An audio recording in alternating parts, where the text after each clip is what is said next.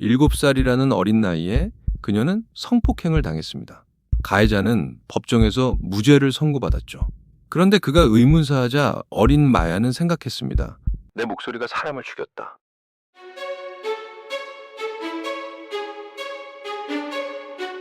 새장 속의 새가 왜 노래하는지 나는 안 해. 이 말을 들으면 어떤 기분이 드시나요?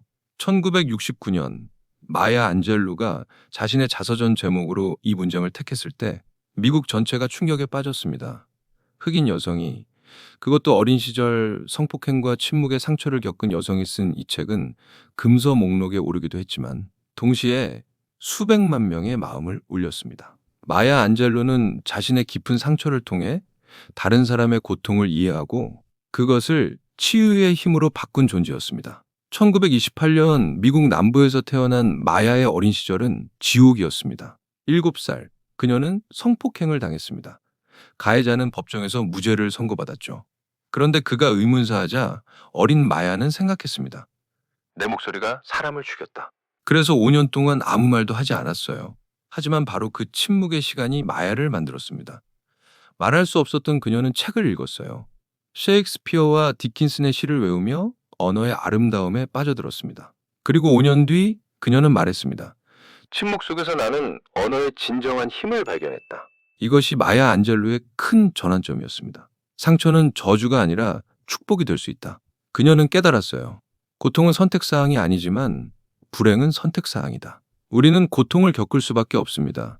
하지만 그 고통을 어떻게 받아들이고 어떻게 활용할지는 우리가 선택할 수 있습니다. 실직을 당했을 때 좌절에 머물 것인가? 새로운 기회를 찾을 것인가? 상사가 무시할 때 분노에 사로잡힐 것인가? 아니면 저런 리더는 되지 않겠다고 다짐할 것인가? 가족이 상처 주는 말을 할 때 원망에 빠질 것인가? 더 깊은 이해심을 기를 것인가? 선택은 우리 몫입니다. 12살이 되어 마야는 다시 말하기 시작했습니다. 하지만 이번에는 달랐어요. 5년간의 침묵이 그녀의 언어에 깊이를 주었거든요. 1960년대에는 마틴 루터 킹과 함께 민권운동에 참여했습니다. 킹 목사가 암살당한 날이 공교롭게도 그녀의 생일이었습니다. 그녀는 멈추지 않았습니다. 고통을 딛고 일어서서 자신만의 목소리를 찾기 시작했어요.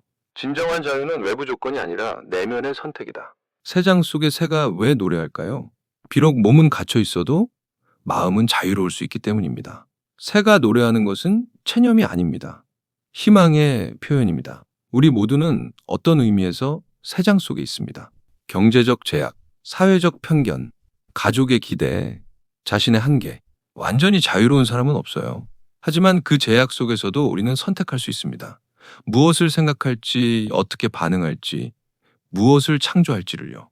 1969년 마야는 자서전 3장에 갇힌 새가 왜 노래하는지 라는 아내를 출간했습니다. 흑인 여성 논픽션 작가로는 최초로 베스트셀러가 되었어요. 오프라 윈프리에게는 정신적 멘토가 되어주었고 수많은 젊은 작가들에게는 길잡이가 되어주었습니다. 자신이 받은 상처의 몇 배로 다른 사람들에게 치유를 주었습니다.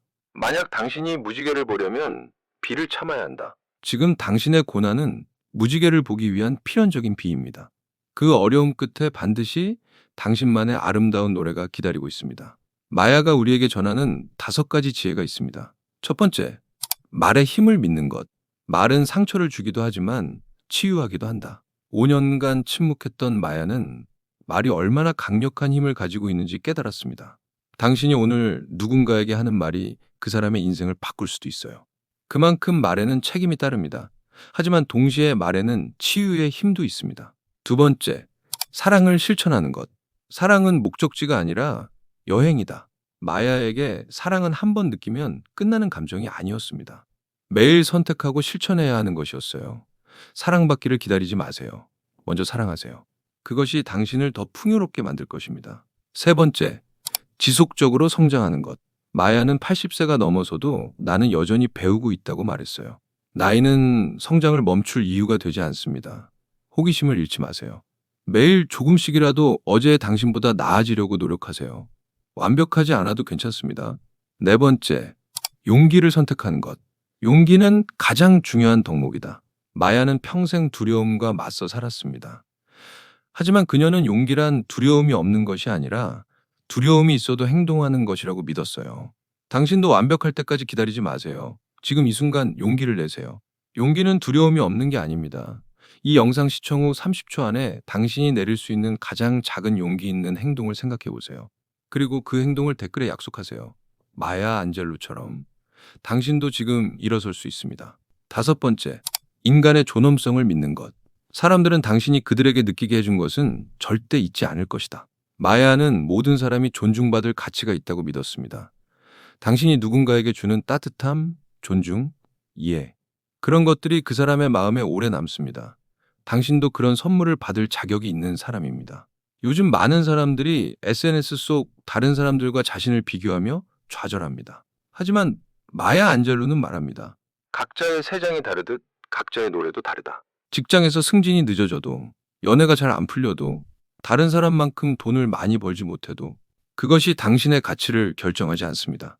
중요한 건 당신이 지금 처한 상황에서 어떤 노래를 부르느냐는 거예요. 지금 이 순간 무엇이든 당신이 겪고 있는 어려움을 떠올려 보세요. 경제적 불안이든, 인간관계의 갈등이든, 진로 고민이든 그 상황을 창조의 에너지로 바꿀 수 있습니다. 영상을 시청한 후 스스로에게 물어보세요. 오늘 나는 어떤 마음가짐으로 살 것인가? 내 세상 안에서 어떤 노래를 부를 것인가? 마야 안젤로는 2014년에 86세의 나이로 세상을 떠났습니다. 하지만 그녀의 메시지는 여전히 살아 있습니다. 어떤 상황에서도 인간은 아름다움을 창조할 수 있다. 새장 속의 새가 노래하는 이유를 이제 아시겠나요? 자유롭지 못하다고 포기하는 게 아닙니다. 그 제약 속에서도 자신만의 아름다움을 만들어내는 거예요. 그 노래가 다른 새들에게 희망을 줍니다. 결국 더 큰 자유로 이어집니다. 당신은 지금 이 순간에도 기적을 만들 수 있는 존재다. 오늘부터 새장 속의 새가 되십시오. 제약을 핑계로 포기하지 마십시오. 그 안에서 가장 아름다운 당신만의 노래를 불러보십시오. 당신의 새장은 무엇인가요? 그리고 오늘 그 새장 안에서 부르고 싶은 노래는 무엇인가요? 댓글로 당신의 이야기를 들려주세요. 당신의 이야기가 누군가에게는 세상에서 가장 아름다운 희망이 됩니다.